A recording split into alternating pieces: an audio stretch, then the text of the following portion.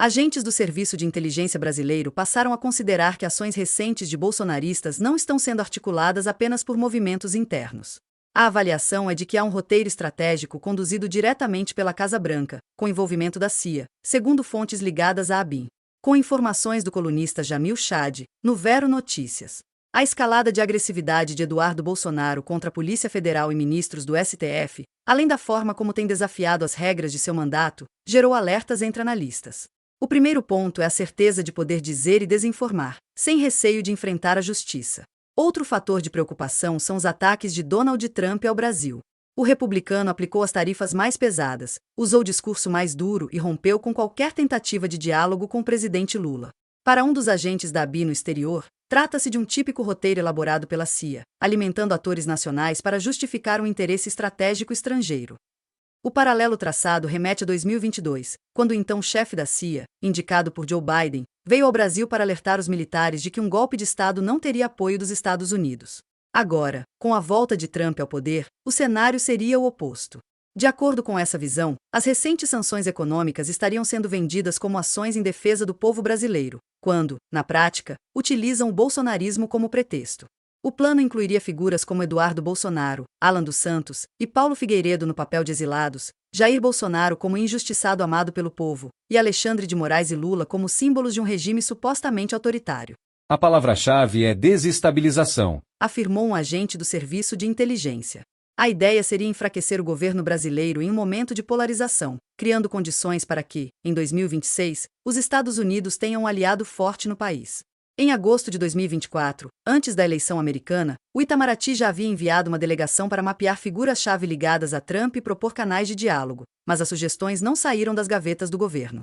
A ABIN também sugeriu traçar um perfil psicológico de Trump para identificar pontos exploráveis em futuras negociações. Internamente, há receio de que os ataques recentes sejam apenas o começo de um período prolongado de instabilidade, alimentado por desinformação, danos econômicos e ações orquestradas de fora. Falta apenas um Juan Guaidó brasileiro para se consolidar a existência de uma tentativa de golpe, Afirmou um diplomata experiente, numa referência ao opositor venezuelano. Em entrevista ao DCM em 2021, John Kiriakou, um ex-agente da CIA, disse que a agência monitora Eduardo Bolsonaro e muito provavelmente o resto do clã também. Do you think Just in case. Eduardo Bolsonaro should be afraid of the CIA? I don't think he should be afraid because I think the CIA loves him. They love Why? strong men and fascist, right-wing politicians.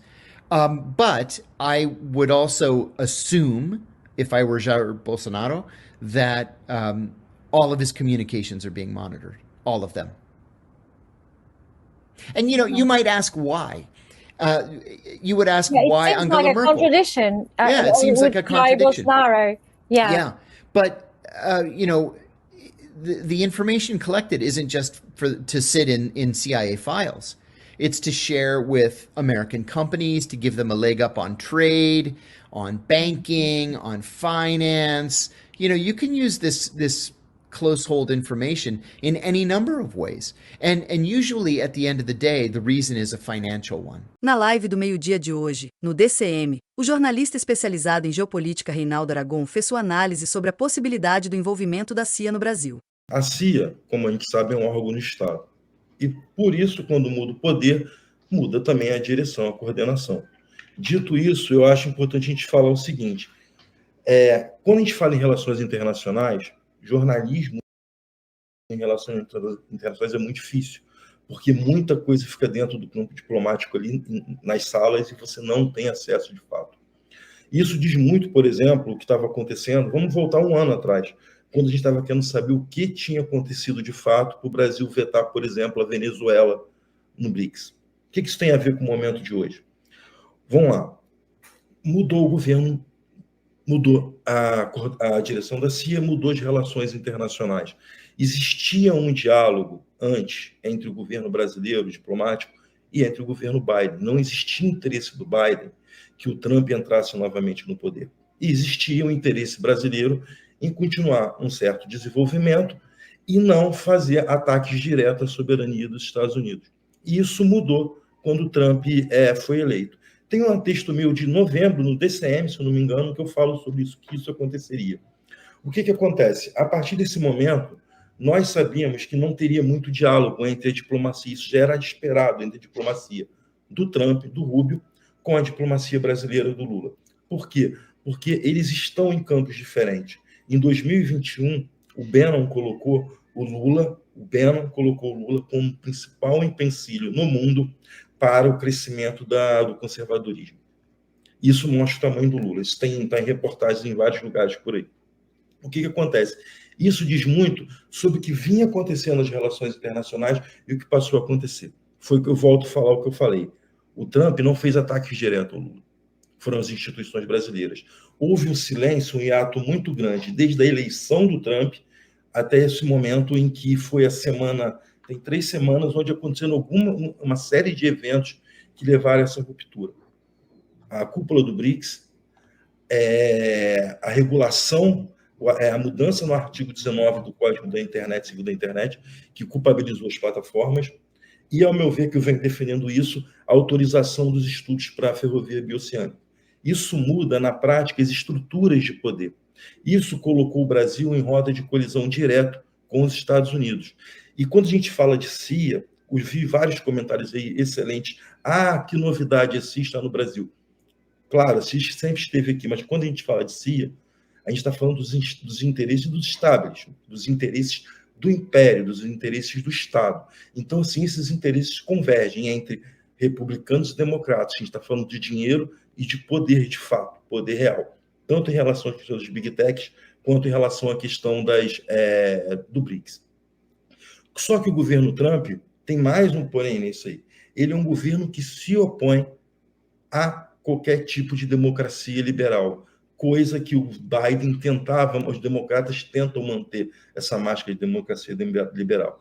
Então, nesse processo, eles vieram para cima do Brasil, em especial das instituições brasileiras. Tá? E, claro, obviamente que a ABIN e a inteligência brasileira sabe disso porque nós sabemos. Então, nós tá na internet, estão em relatório, estão em matérias de jornais de grande circulação, de jornais sérios, de mídias sérias. Então, isso não é novidade para ninguém. O que a gente está vendo agora é a intensificação desse processo. E, nesse momento, o que a gente está vendo, voltando ao Eduardo Bolsonaro, o que você falou e o que eu venho falando também há bastante tempo não haverá recuo, porque não interessa para os Estados Unidos que tenha recuo. Primeiro, o Bolsonaro não pode entregar o que o Trump quer. Só quem poderia entregar o que o Trump quer é o Lula. O Trump precisa derrubar o Lula e as instituições brasileiras para ter o que ele quer. E o que ele quer não é apenas o interesse do Trump, é o interesse do establishment americano, que é o poder real sobre a ex-colônia ou que está tentando ser uma colônia insurgente com os governos Lula, de 2003 para cá. Então, não haverá recuo. O Eduardo Bolsonaro, ele sabe que o pai está para ser preso, ele sabe que ele se colocou nos últimos meses como alvo, um dos alvos principais do STF, e isso não foi feito à toa, isso foi muito bem estruturado, tanto que ele saiu do Brasil. E eles sabem mais uma coisa: o bolsonarismo perdeu muito apoio da direita nacional. Não que essa direita esteja apoiando o governo Lula, não está, mas é uma direita que tem interesses econômicos que estão sendo afetados por essa palhaçada da família Bolsonaro. Como mudou a relação diplomática entre o Brasil e os Estados Unidos depois da posse do Trump, está mudando também as estruturas dentro da direita nacional. A extrema-direita e a direita liberal, elas estão começando a mostrar mais as rachaduras. O que está acontecendo hoje nos Estados Unidos também, inclusive. Tá? Então, o que eu entendo? Eu entendo que não vai haver recuo porque os bolsonaros não têm para onde ir. A única opção que eles têm é ir até o final. E a única opção que eles têm é inflamar as ruas e fazer com que tenha um confronto direto entre setores mais fundamentalistas com a democracia, com as instituições brasileiras. Tá? E a turma do Tarcísio é a turma que mais interessa não somente as elites, mas também talvez ao próprio governo Trump, porque ele não é tão histriônico como o Bolsonaro, só que ele é um cara que vai operar da forma que interessa aos Estados Unidos.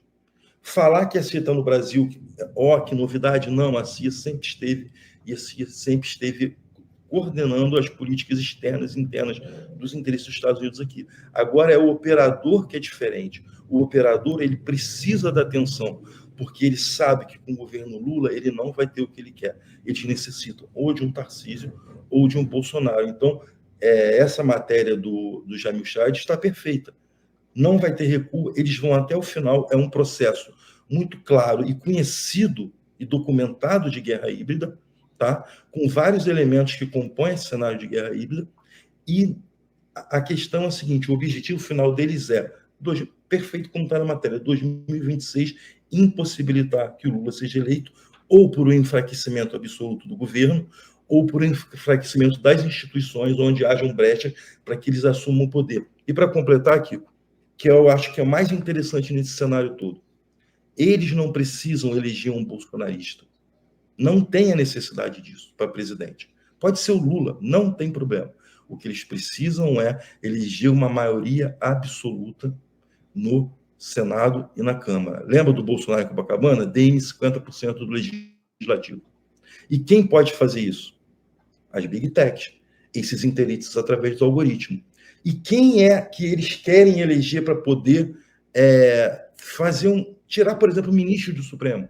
É essa base bolsonarista mais radical, que é muito boa de rede social, muito melhor do que a base de direita liberal, e que tem o potencial de serem eleitos em massa em 2026. Por isso, ir para a rua para eles é estratégico, porque essas figuras vão começar a aparecer cada vez mais com cortes na internet, no TikTok, no Instagram.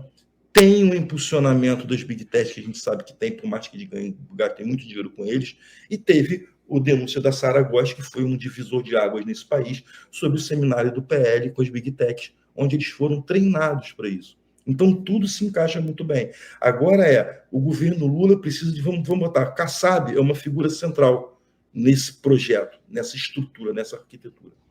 O Kassab é o cara que tem o Tarcísio nas mãos.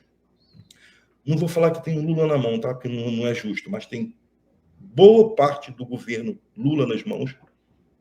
E é o cara que pode ser o fiel da balança. Agora, diferente do que o Paulino falou, a narrativa bolsonarista está corretíssima. Eles estão no caminho certo por os interesses dele.